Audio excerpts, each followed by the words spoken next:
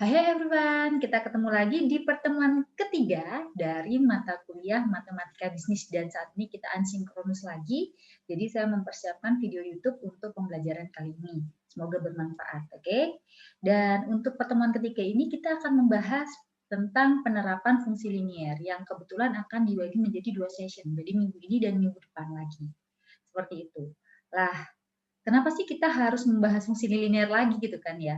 Tapi ini berbeda dari fungsi linier yang kemarin. Kemarin fungsi liniernya pure tentang matematika. Nah, sekarang fungsi liniernya adalah penerapan di bidang ekonomi dan bisnis. Lah, fungsi linier ini sering digunakan di bidang ekonomi karena digunakan untuk menganalisis dan memecahkan masalah-masalah ekonomi. Kebanyakan masalah ekonomi itu bisa disederhanakan atau diterjemahkan ke dalam model yang berbentuk linier. Lah, di pertemuan kali ini kita akan membahas beberapa penerapannya dan saya akan kasih mappingnya. Oke? Stay tune sebentar ya. Baik, ini saya sudah share screen whiteboard-nya. Jadi, di dalam penerapan fungsi linier di bidang ekonomi, ada, kita tulis di sini ya, sebentar. Fungsi linier. Oke. Kita bagi menjadi 2. Oke. Yang pertama akan diterapkan pada bidang ekonomi mikro. Oke. Dan yang kedua itu diterapkan di ekonomi makro. Nah, di ekonomi mikro apa yang kita pelajari? Ada beberapa hal yang dipelajari di ekonomi mikro, misalkan fungsi permintaan. Nanti kita akan membahas fungsi ini, fungsi penawaran, gitu. Lalu interaksinya dari fungsi permintaan dan penawaran yang disebut dengan keseimbangan pasar. Oke. Nah, keseimbangan pasar ini nanti akan dibagi lagi. Kita ada keseimbangan pasar yang untuk satu macam produk, gitu, dan keseimbangan 2 produk. Gitu. Oke, lah di keseimbangan pasar ini kita juga akan menganalisis perihal surplus konsumen, gitu, surplus produsen, dan surplus total. Seperti itu. Oke. Itu yang kita pelajari di ekonomi mikro yang saat ini, minggu ini kita akan pelajari. Minggu depan kita akan pelajari penerapan fungsi linier di bidang ekonomi di ekonomi makro. Oke. Sementara itu dulu prolognya, tetap stay tune. Baik, kita saat ini akan mempelajari tentang fungsi permintaan. Yang tadi saya jelaskan di ekonomi mikro, kita ngomongin banyak hal, salah satunya di fungsi permintaan yang merupakan salah satu fungsi yang berbentuk fungsi linier. Oke. Fungsi permintaan ini menunjukkan hubungan antara jumlah produk yang diminta dengan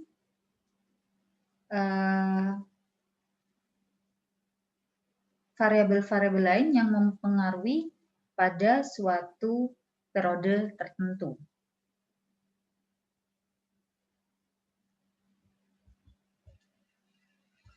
Nah, sekarang pertanyaannya variabel lainnya itu apa saja, gitu kan ya? Nah, pada umumnya ahli ekonomi itu mempunyai atau berasumsi jika jumlah produk yang diminta atau dibeli oleh konsumen dalam satu periode tertentu itu tergantung dari 5 variabel utama. Apa saja? Yang pertama adalah price dari harga,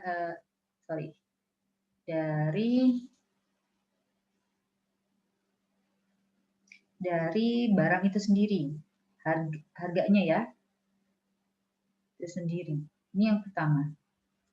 Terus yang kedua adalah pendapatan konsumen.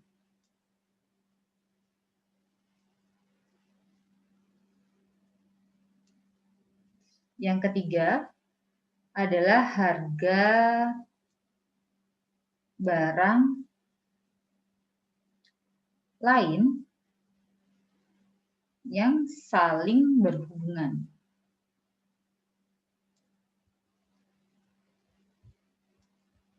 Oke. Yang keempat adalah harga barang yang diharapkan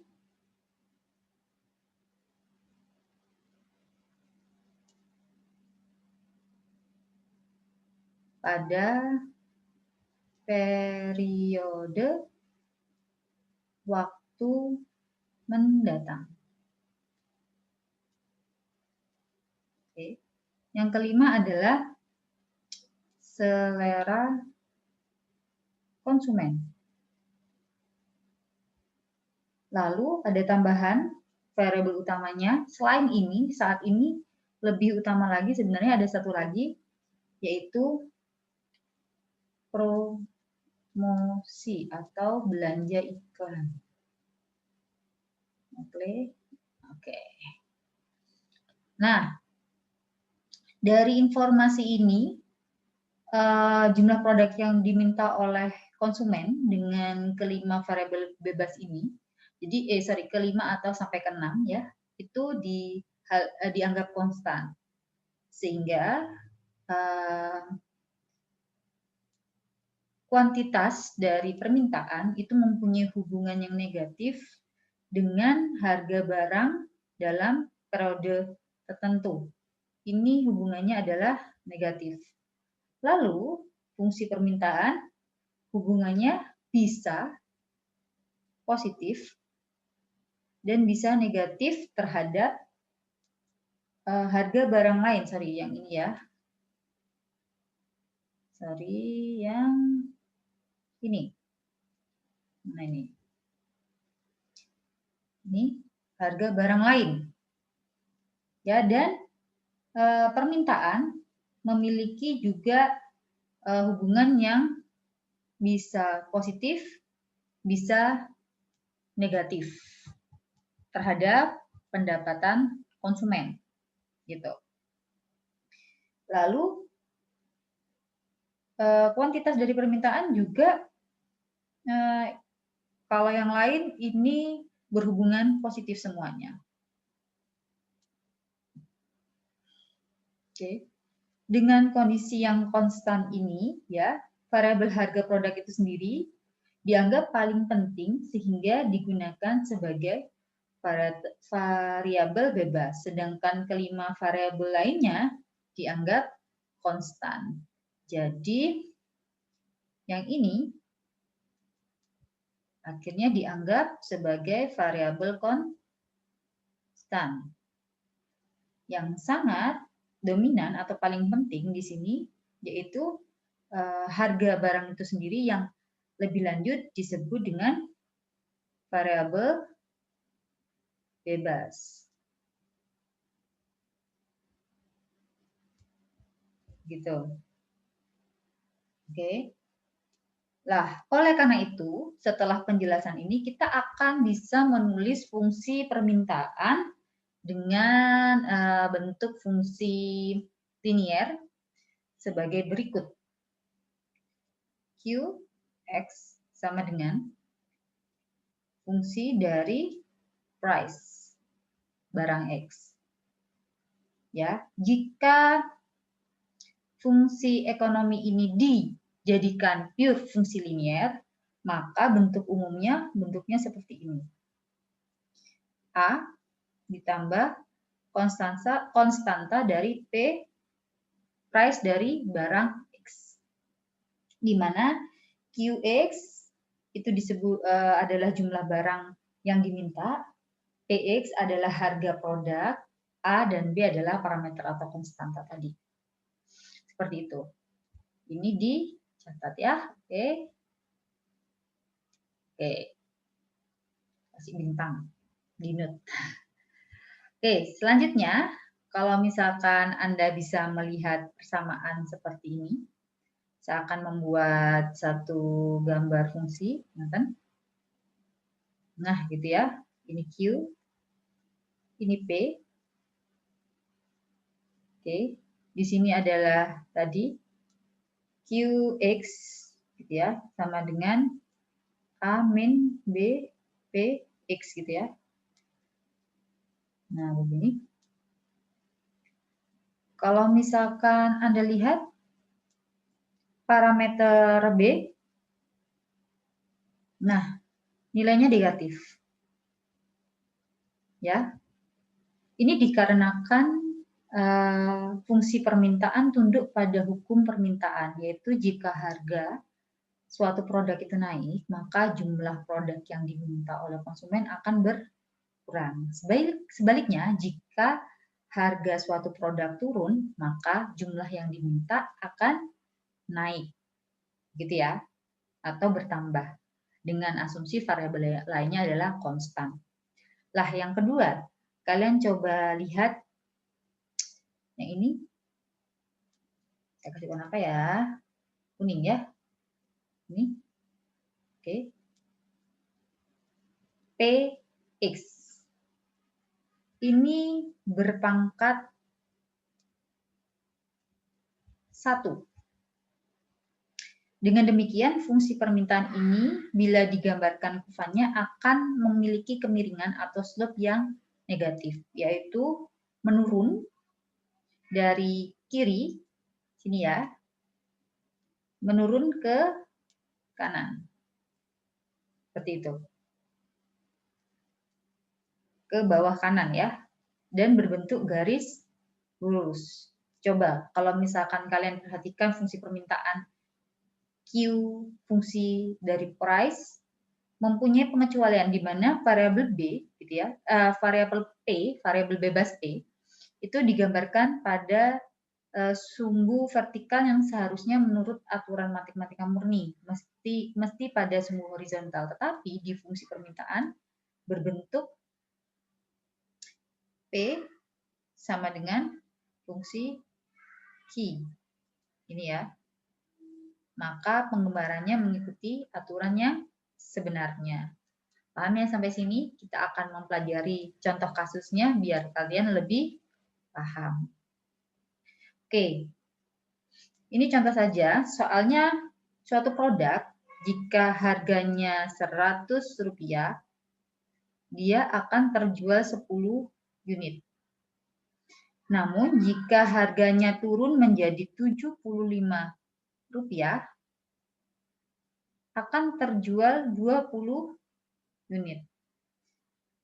Yang ditanyakan bagaimana fungsi permintaan dan bagaimana grafiknya. Oke. Dari sini kita bisa mengetahui di sini ada P1 begitu ya. Lalu ini ada P2, di sini adalah Q1 dan ini adalah Q2. Kita masukkan ke rumus ini.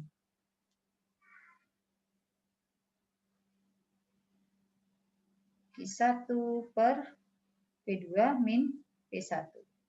Anda ingat-ingat di sini? Oke. Anda masukkan. Q min 10 gitu ya. Per P min 100. Sama dengan 20 min 10, 75 min 100. Jawabannya Q min 10 sama dengan 10 per min 25 dikali P min 100. Oke. Akhirnya mendapatkan Q sama dengan 50 min 2 per 5 P. Gitu ya. Oke, atau kalian bisa 2/5 itu sama dengan Q sama dengan 50 min 0,4 T. Ini ya. Ini adalah fungsi permintaannya. Nah, sekarang bagaimana untuk gambarnya gitu ya? Gambarnya ada di, bentar, saya akan gambarkan. Ini saya hapus dulu.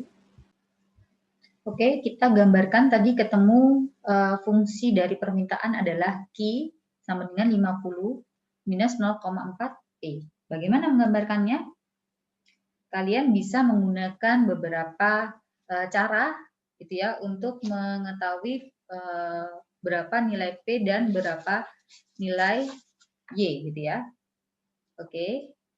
Nah, yang paling mudah kita coba saja jika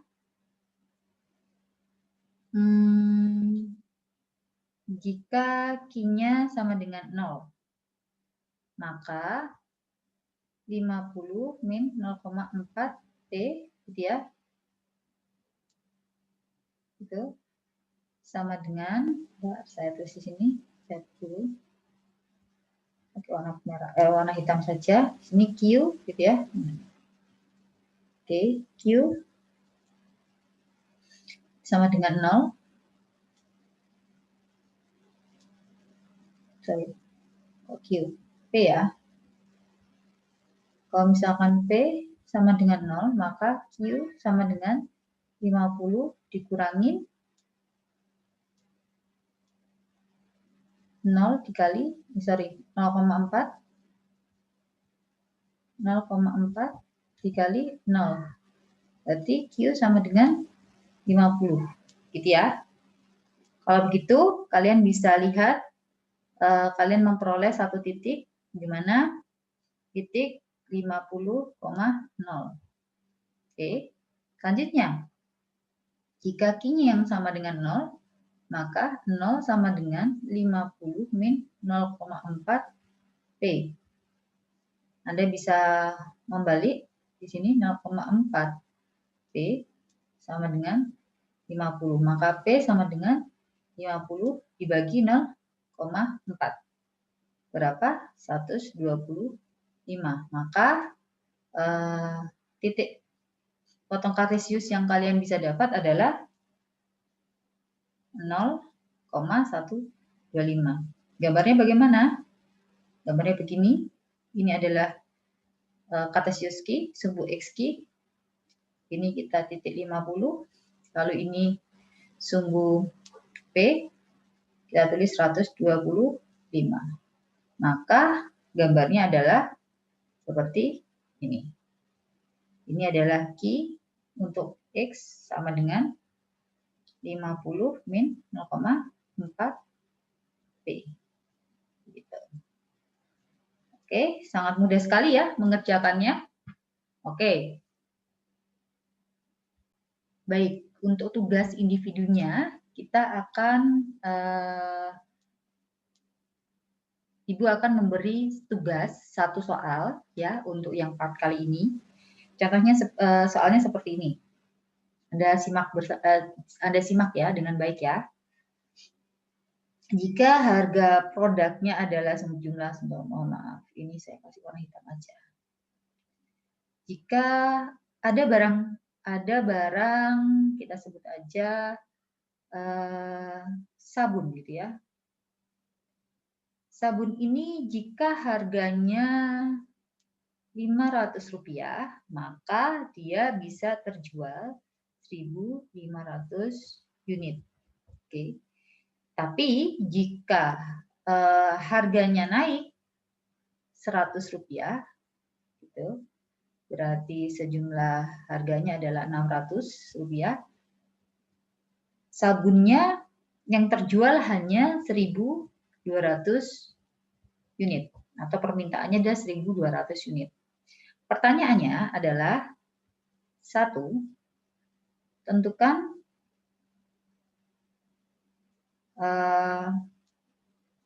persamaan dari fungsi permintaan tersebut. Oke. Yang kedua, gambarkan fungsi permintaan dalam bidang Kartesius. Oke.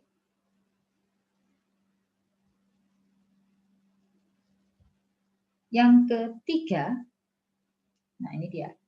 Berapakah harga tertinggi yang mampu dibeli oleh konsumen? Price paling mahal yang mampu dibeli oleh konsumen. Oke, dan yang keempat, jika jumlah yang diminta konsumen atau Q gitu ya, permintaannya adalah 300 unit, berapa harga dari sabun tersebut? Oke. Ini tugasnya dikerjakan malam ini kerjakannya individu ya. Malam ini Anda upload jawabannya, jadi ini kayak sambil mencongak, jawabannya ke Google Drive. Saya tunggu sampai nanti berakhirnya kelas ini ya, atau mungkin saya kasih waktu lebih gitu ya, plus minus sekitar jam 23-an ya. Kalian kerjakan, kalian foto pengerjaannya, lalu kalian upload di Google Drive, linknya Google Drive yang saya berikan. Tolong fotonya yang jelas, jangan buram ya, oke? Gitu aja untuk part pertama. Nanti next ada di part selanjutnya, videonya akan saya share kembali. Baik, ini dulu dikerjakan. Bye-bye.